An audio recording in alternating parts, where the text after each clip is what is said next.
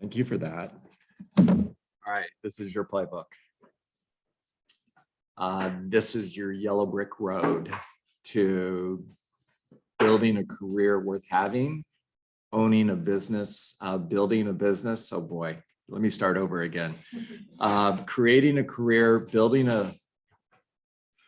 creating a career worth having, building a business worth owning. There we go. Because we are all on a path to be millionaire real estate agents, which means we are on a path to gross $1 million, net $1 million, receive $1 million, and then finally give away $1 million.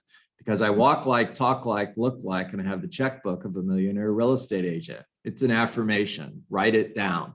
Repeat it daily. Because I walk like, talk like, look like, and have the checkbook of a millionaire real estate agent.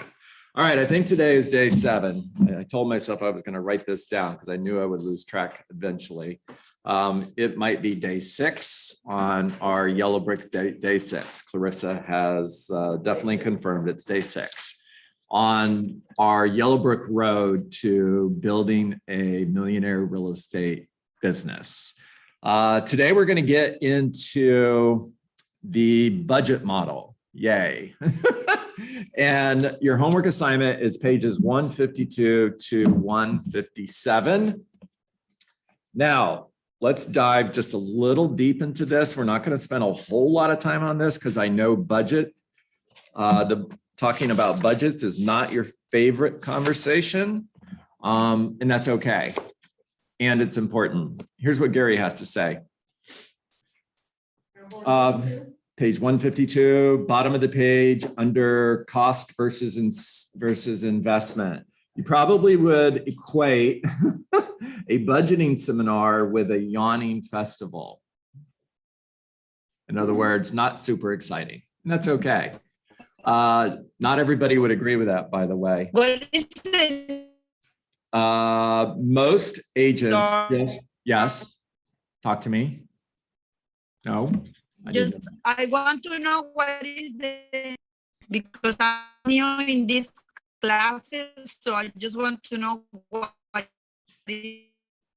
Yeah, your signal's breaking up just a little bit, but I think what you're asking is where are we? We're in the Millionaire Real Estate Agent on page 152. No. Okay. Same book that you always use in the class. No, I just want to know because I want to buy the book. Where I can get the book, please? If you're in my office, come see me. If you're not in my office, go on Amazon. Okay, perfect. Okay, bottom of the page.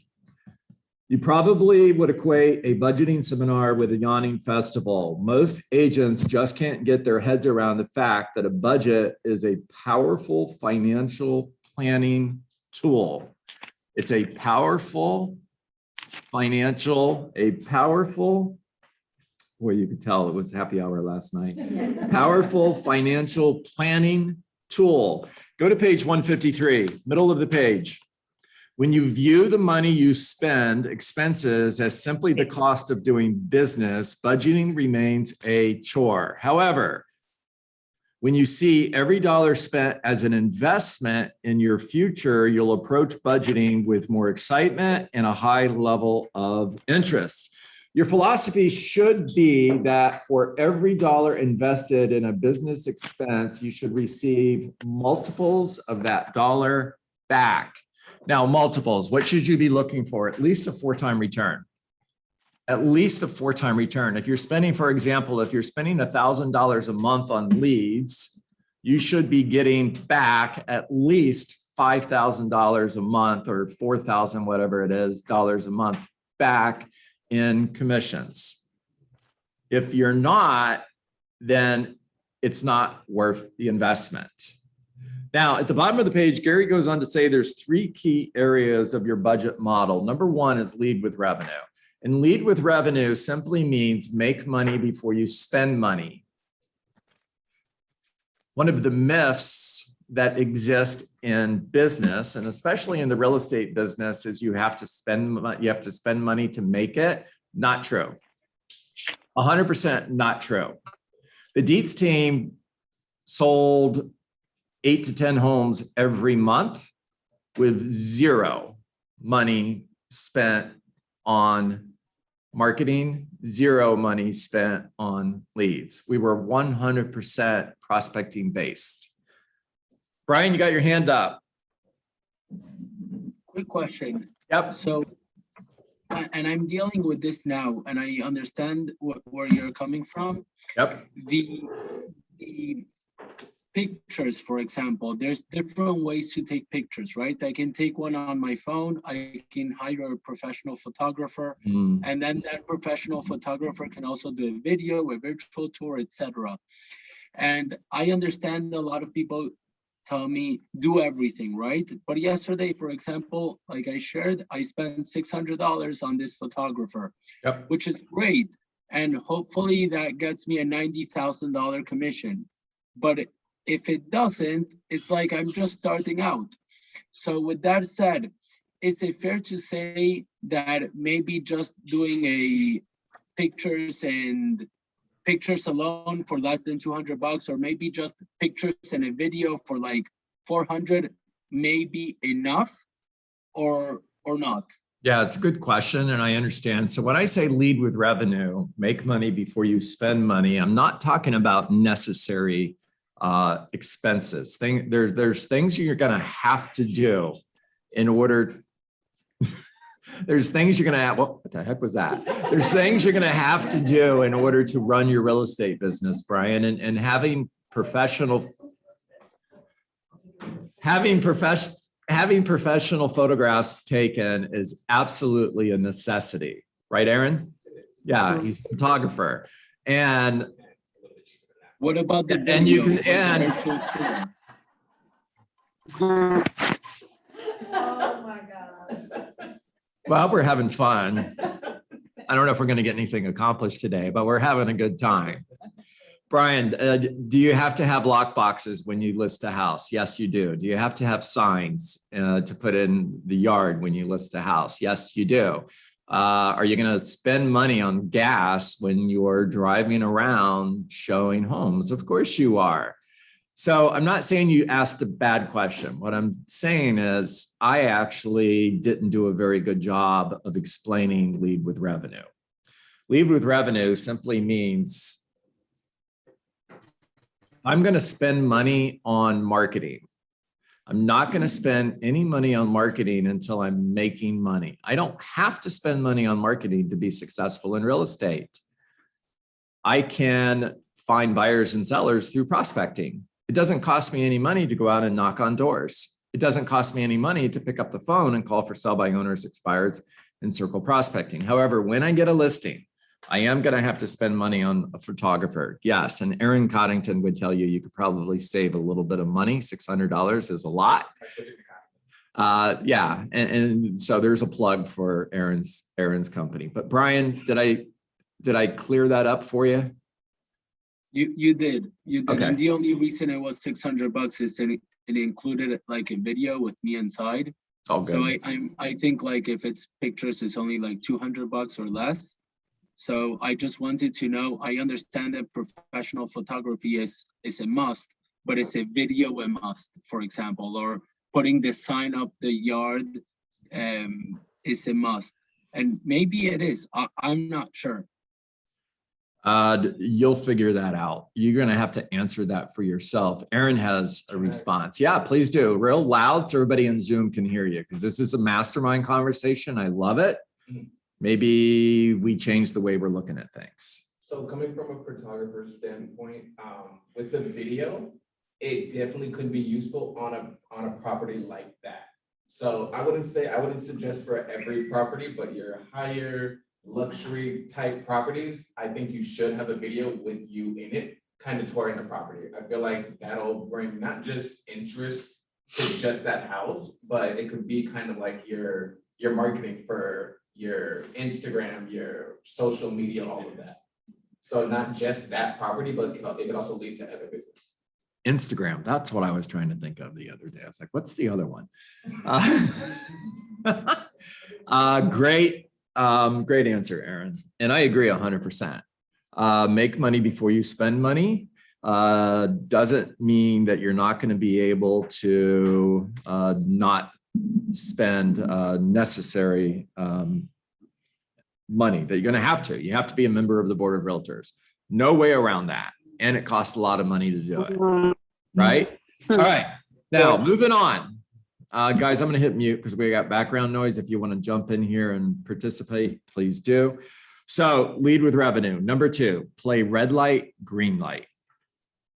Now, red light, green light simply means when you spend money, it's red light. It's red light until you see the return that you want on that investment. And remember, we're looking for a 4 to 5 time return on the money invested. If I hire an administrative assistant and I'm paying that assistant $3,000 a month, just a number, it could be more, it could be less, but if it's $3,000 a month, it's red light. I'm not going to spend any more money on hiring people until I see a return on that $3,000 investment. And I'm still looking for a 3 or 4 time return on that investment. So I'm looking for $12,000 to $15,000 back every month in additional business for the money that I spent on hiring that assistant. And I'm going to get that $12,000 to $15,000 back if I've hired the right person. If I've hired the wrong person, I won't get it.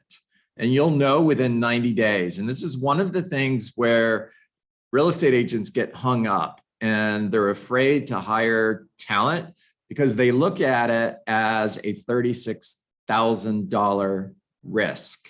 And it's not, it's $9,000 because you're going to hire them for 90 days. You're not going to hire them for a year. Now, at the end of 90 days, you're going to decide, are they the right person for the job? Did they earn the opportunity to keep that job? And if they didn't, then we're going to move on and find someone else. We hire slow in order to make sure we're hiring talent. We fire fast when we figure out that we've got the wrong person. Don't be in the fix it game. You can't fix it. If they're not a fit, they're not a fit. It doesn't mean they're a bad person. It means they're not a fit for that role. All right, the third principle in the budget model is stick to the budget. When you create a budget, stick to it. When somebody calls you and asks, hey, I've got this awesome marketing tool, this internet site where you can get leads, it's $2,000 a month, your response is, it's not in the budget. It's not in the budget. Hey, I've got this really great idea. We should do this. It's not in the budget. Make the budget the bad guy. That way you don't have to be the bad guy. By the way, this works at home too. So when your kids come to you and say, hey, mom, dad, buy me a car. Not in the budget. Too late. Now, if you don't have a budget and they come to you and say, mom, dad, buy me a car, you're going to make a decision based on emotion. And as a father who loves my children, I want them to have everything they want. So every time Lacey said, can I have this? My answer was yes. Can we go to Disney World? Yes. Can we go on a cruise? Definitely yes. Now, was it in the budget? I don't know. I don't have one. Is this ringing a bell with anybody? Or am I the only one? Oh, I'm not the only one. Good, good, good, good. Okay, I want you to skip to page 157. This is brilliant. I am so glad Gary did this. This is, you should copy this. You should carry it with you everywhere you go. You should put it on your desk next to your phone. This is a blueprint. It's part of your yellow brick road. And what Gary's done for you is he's given you a chart of accounts on what percentage of your GCI should be spent on lead generation.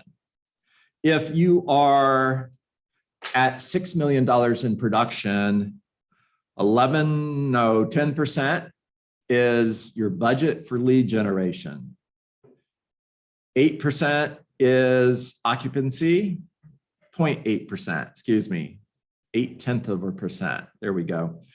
2.2% on technology, 1%, 1.4% on your phone, 1% for supplies, and so on. Now, does that mean you have to spend that money? No, but it's a model. It's a model to follow. And the whole idea behind the budget model, and write this down, is 30, 30, 40.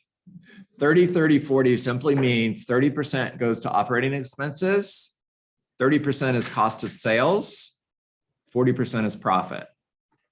Now, 30, 30, 40 is built on $1 million in gross commission. It doesn't necessarily mean that when you're at $4 million in production and you're earning $120,000, that you should be spending 30% on operating expenses and 30% on cost of sales, because you're not. For example, you don't have 30% cost of sales at $4 million because you don't have a buyer's agent. You're the agent. And your cost of sale is the cap that you pay to the office and your royalty cap that goes to Keller Williams Realty International. And at $4 million in production, you're earning $120,000 in gross commission. Your cost of sale, if you're with Keller Williams Coral Springs, I'm doing the math in my head, your cost of sale is roughly 15%. That's it. It's not 30%. You guys getting this? Okay, cool. All right, we're good. All right, you know your homework. Read the rest of that. Let's go to the organizational model, pages 158 through 172. Now, I love this conversation. This is fun because this is about building a business worth owning. What's the opposite of building a business worth owning? Building a business worth heaving, throwing away. I don't want this business, somebody else take it. Now, are there businesses that are not worth owning? 100% there are. Now, you do all you can do. I'm on page 158. You do all you can do. You go as far as you can go. You get all the results you can get. And when you can't go any further, you look for help. Means your first hire. Bottom of the page, at the beginning of your real estate career, you are a lead generator, you're a showing agent, a selling agent, a bookkeeper, a runner, a call coordinator, and many other things all in one.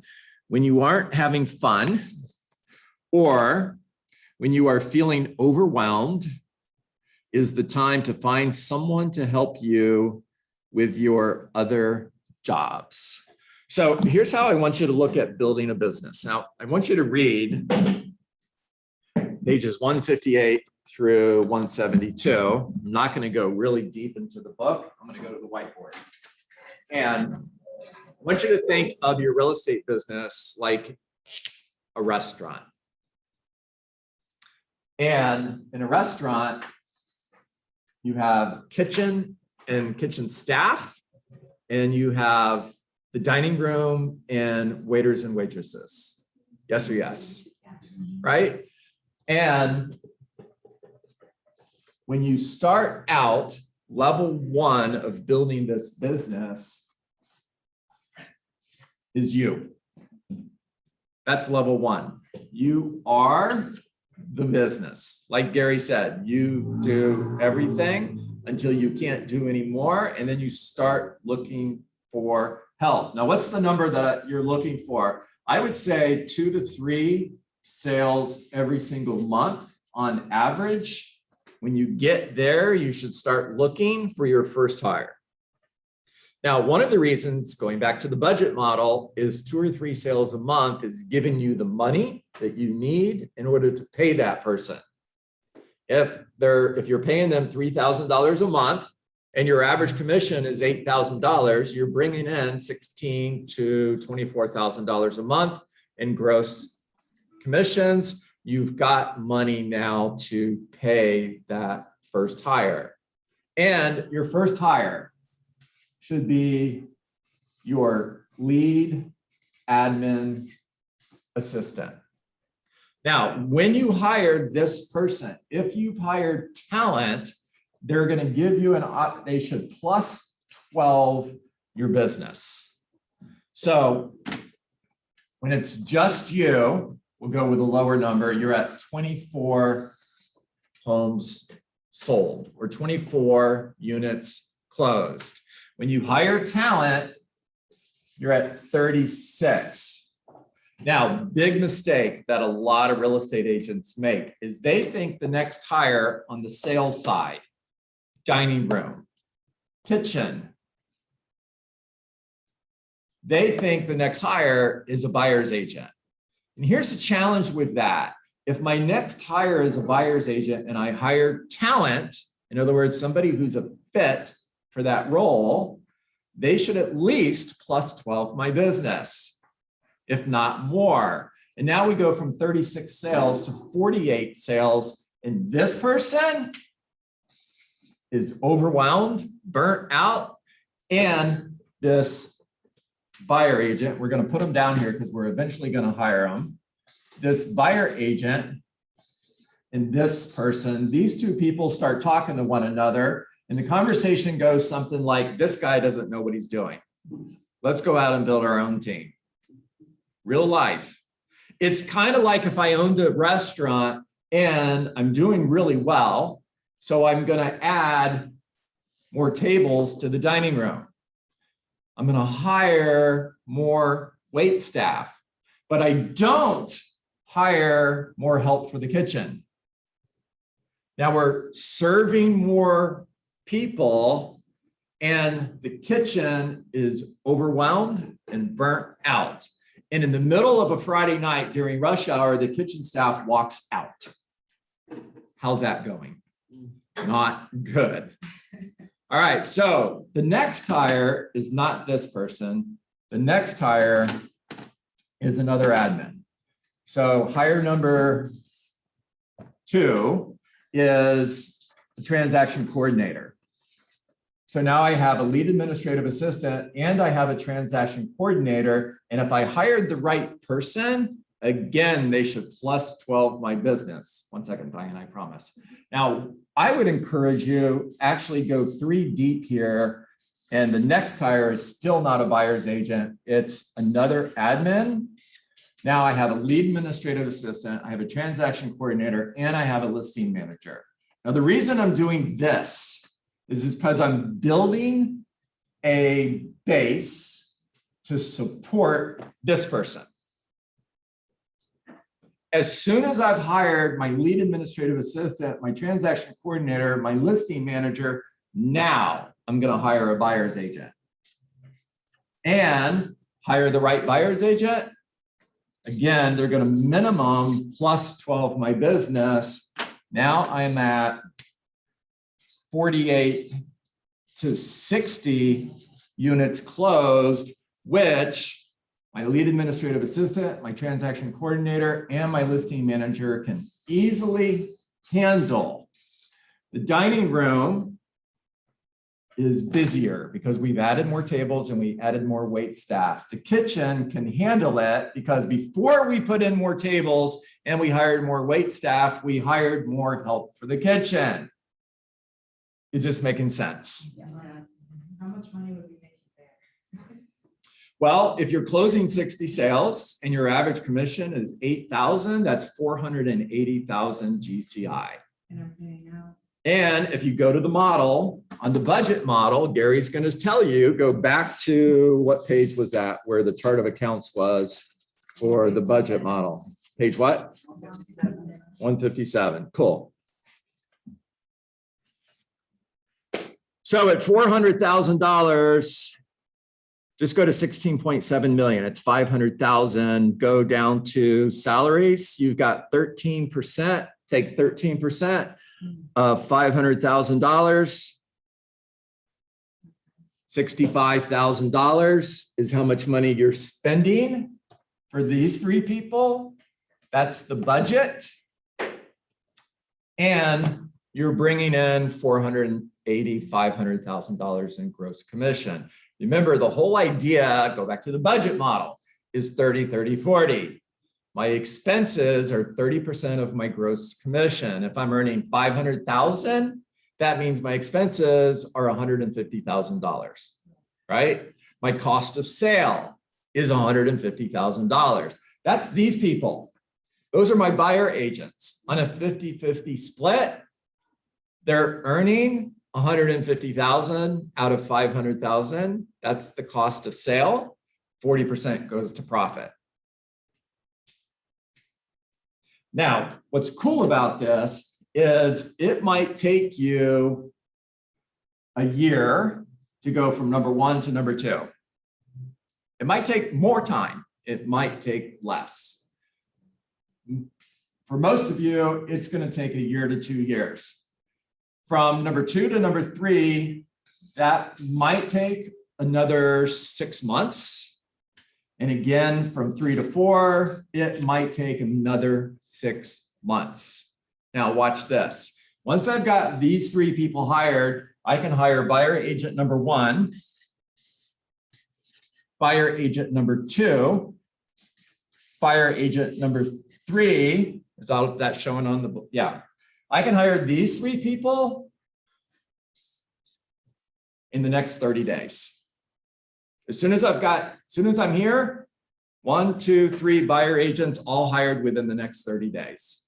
I can go from here to here very quickly. It's going to take time to go from here to here to here to here. From here to here happens fast. When the kitchen staff is ready, fill up the dining room. Focus on the back of the house before you focus on the front of the house. I'm not talking real estate. All right, Diane. Yeah. I know you've done this many times, and now that I've worked with them, is that like, because transaction coordinators are there if there's a executed contract, is that a full-time position in your business, or is this somebody you commit to as an independent consultant in your business? Well, it could be both, but the average transaction coordinator is making $400 per closing, right? And just do the math. If I'm closing 60 sales, that's 60 times 400 is $24,000. You might be able to hire a part-time transaction coordinator who's a part of your team, who does other things in addition to being a transaction coordinator, And then you would just for pay less than $24,000. them. Okay. When it makes sense to hire somebody in-house, hire somebody in-house. Until that happens, this person, your transaction coordinator, can be virtual, meaning they're not in your office. Okay. By the way, all 3 of these people could be virtual.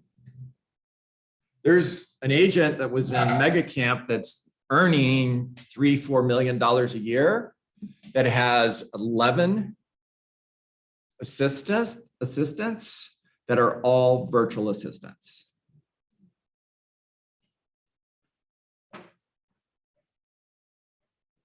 There's a company in the Philippines called Cyberbacker. Look them up. You could hire a virtual assistant for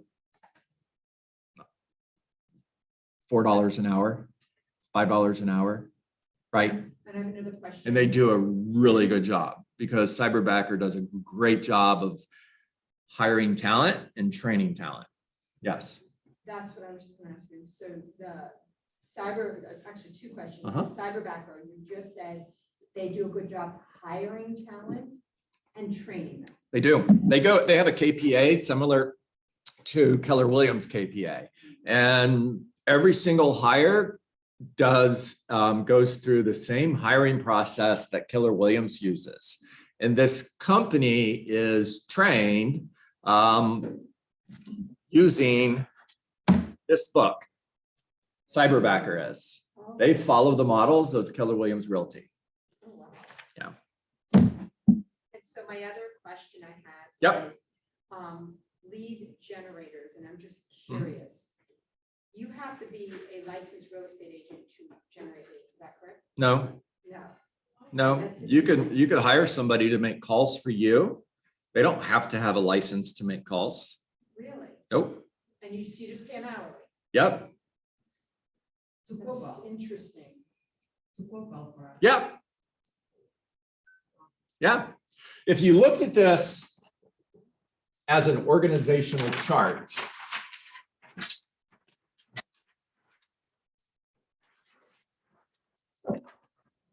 looked at this as an organizational chart, here's what it's going to look like. This is you. And your first hire is your lead administrative assistant. This person, if you hire the right person, should be someone who can run your team. They eventually become the CEO of Schuster Enterprises. How's that sound? Right? You have a transaction coordinator, you have a listing manager, there's your base for support. Now, sorry guys on Zoom, I'm going to get this closer so you can see it. You have sales side of your business. And I'm hiring a buyer agent. I might hire a couple showing assistants before I hire the next buyer agent. And maybe I don't, maybe I just go to the next buyer agent. Over here, this is marketing. And I'm going to hire an ISA. Now, if I hire the right ISA, this person eventually has the opportunity to grow into my director of marketing or my DOM, D-O-M. What is an ISA? Inside sales associate. Now, my DOM, director of marketing, runs the marketing side of my business, and I could have a team of lead generators who all work under the DOM. Now, eventually, I can hire a listing partner who goes on listing appointments for me. I can hire someone who is prospecting for sell-by owners and expireds, goes on those appointments, converts them to listing appointments, and then hands them back to the listing agent. By the way, this part of the value that I'm bringing to this group over here are the leads that my DOM is creating and feeding to all the agents who are part of my team. Now, eventually, I can, where do I want to put this person? I can start building my business in other markets through expansion. I could put an agent in Tampa. I could put an agent in Clearwater. I could put somebody in Atlanta, all part of my team, all being supported by the hub, which is your admin team. If you're in Coral Springs, it's here in Coral Springs, and your marketing department, which is being led by your director of marketing, that's generating leads for your expansion agent in Tampa, for your expansion agent in Atlanta. When they get a listing, it's being serviced by your hub here in Coral Springs. Okay. Is this making sense? What's on the VA? Buyer agent, showing assistance, showing assistance. All right. Talk to me, Brian. Oh my gosh, that's a lot. We will go through this again. If I were you, this is recorded. I would watch the video a couple times because I don't know about you. I know this stuff. I've read this book 20 times and I'm confused. And if I'm confused, I know you are. All right, Brian, talk to me. John, just a few clarification for me. Oh, good If idea. you go back to the other diagram that you were showing, Yeah. I don't know if you can because I can, it's on the floor. But I can do it. Hold on. Awesome, thanks. Oh, I noticed. There. Okay, awesome. So you just a few questions. Okay, the first one is, and I'm gonna give you all the questions and then you can answer them as you like. The first one is, you mentioned that from step 1, which is just you, to step 2, which is admin, you have to have about 2-3 consistent sales a month. Now, when you say sales, does that mean closed and money is in your pocket? Or do you mean, let's say I got 5 listings in 2 months in a row, but none closed yet? A really good question. But you're really You're overwhelmed because you're Overwhelmed managing all these with everything. listings, yet you're not bringing money in. I get it. got it. The Yeah. second is, okay, yep, Can I answer that one first? please. Yeah. So it's exact conversation I had with Gary Ubaldini 20 years ago, maybe 18 years ago. I don't know, 15 years ago. Yeah, 15. When we were building the Dietz team. And we started out on fire listing homes. Within 3 months of opening the doors, we had 30 listings. And we weren't closing 2 to 3 homes every month. And I asked Gary, I've got 30 listings and yet I'm not closing 2 to 3 sales every month. What should I do? He said, go hire help. So the model is just the model. You're allowed to go outside the model. And that all that means is if you've got business, whether it's closed or not, it's more than you can handle, go find help. Absolutely, Brian. So you don't wait until you got 2 or 3 closings every month. However, if you've got that many listings, they're coming, right? You're going to have those closings because you've priced them right. You're marketing them effectively. It's coming. Perfect. Second and third question. Okay. The second is the admin, step 2. What exactly does that person do, knowing that you're going to hire a transaction coordinator soon enough, or at least you're going to use something virtual, maybe in the office or not? And then the third is the listing manager. What do they do exactly? Yep. Cool. Everything you don't is the short answer. Your 20% is lead generation, going on appointments with buyers and sellers, taking listings, writing offers and negotiating contracts, and practicing and role-playing your scripts. So this person is doing everything but those 5 things. Got it. Now, That's it. yeah, and these job descriptions exist on KW Connect. You just go into KW Connect and you search job description of a lead administrative assistant. It's there, a list of everything they do. And then your transaction coordinator, your listing manager. Listing manager is doing all of those tasks that are involved in taking listings and servicing those seller clients, including loading the listing into the MLS, meeting the photographer at the property and making sure the property is photographed effectively, going through those photos and editing them, make sure that they're using the best photos, posting to all of your websites, making sure that all of your marketing is done. They're calling those sellers every time there's a showing and giving them feedback on the showing. They're doing everything that's connected to servicing those seller clients. John, shouldn't the admin person do that first so that they know how to delegate then? 100%. This person, Okay, got it. you're really smart, Brian. I like it. This person is your only admin until you've got so much business that Got it. the 2 of you need to hire someone else in order to help. And your admin is actually the person who hires them. You don't. And they're also the person who trains them. You don't. You're not the right person for it. You're going to screw it up. I know. Thank you, John. Mm-hmm. And I don't mean you, me. Trust me, I wasn't the right person to do that. Monica did. Thank God for Monica. If it wasn't for Monica, the Dietz team would have been a big failure. True story. She means you have to get married first?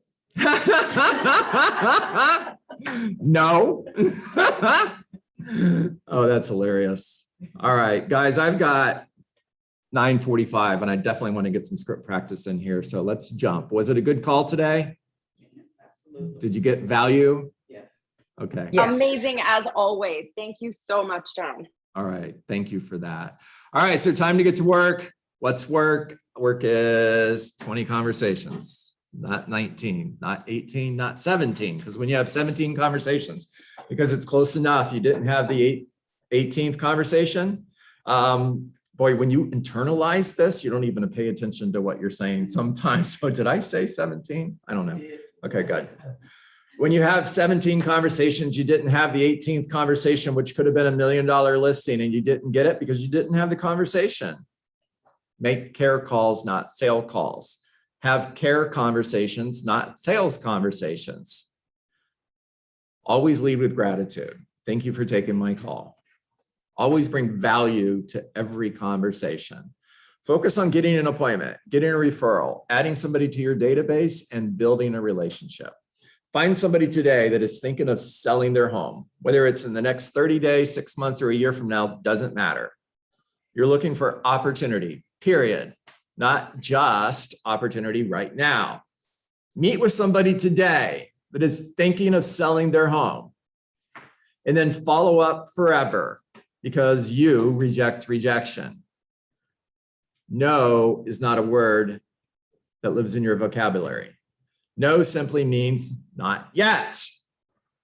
When you follow up forever, you're creating emotional proximity. Emotional proximity simply means that when that person gets serious about selling their home, they're going to hire the person who is closest to them. Now, remember that people will never change their mind, but they'll make a new decision based on new information. Diane, coming to you. So when you follow up forever and you create emotional proximity and they make a new decision based on new information, that new decision will be to Hire me. hire me.